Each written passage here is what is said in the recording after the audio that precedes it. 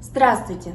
Меня зовут Назля Мазгаровна Давлетханова, 32 года, работаю в Башкирской республиканской специальной библиотеке для слепых имени Макарима Хусаиновича Тухватшина, город Уфа. Проект «Легендарный полет. 108 минут, которые изменили историю» представляет собой комплекс изданий, укрепленным шрифтом для слабовидящих, шрифтом Брайля для незрячих людей и дополнен рельефно-графическими иллюстрациями.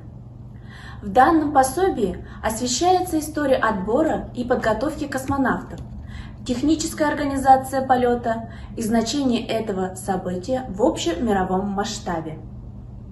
Команда проекта – это редактор-составитель Насыбуллина Карина Махмутовна и наставник проекта, кандидат педагогических наук, заслуженный работник Всероссийского общества слепых, директор библиотеки Айгуль Аминева. Целью проекта является донесение информации до людей с нарушениями зрения в адаптированном формате об истории развития космонавтики.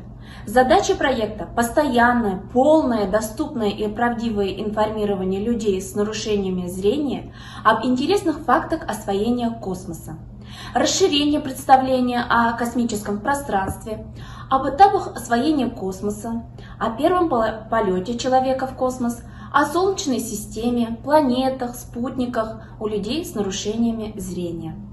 Актуальность данного проекта обусловлена тем, что космос – это обширная тема для исследовательской деятельности, вызывает интерес у всех пользователей информации и дает возможность многосторонне развивать личность.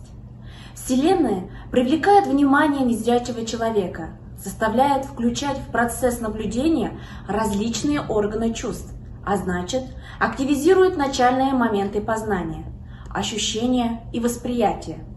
А для более полного воссоздания образа для незрячего человека в данном проекте используются рельефные цветные рисунки. Грантовая поддержка необходима для тиражирования изданий.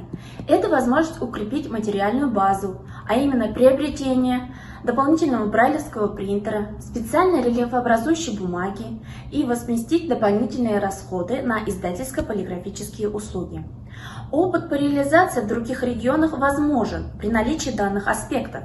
В планах безвозмездная передача дополнительного тиража в специализированные коррекционные школы региона, где обучаются незрячие слабовидящие дети, и библиотеки для слепых Российской Федерации.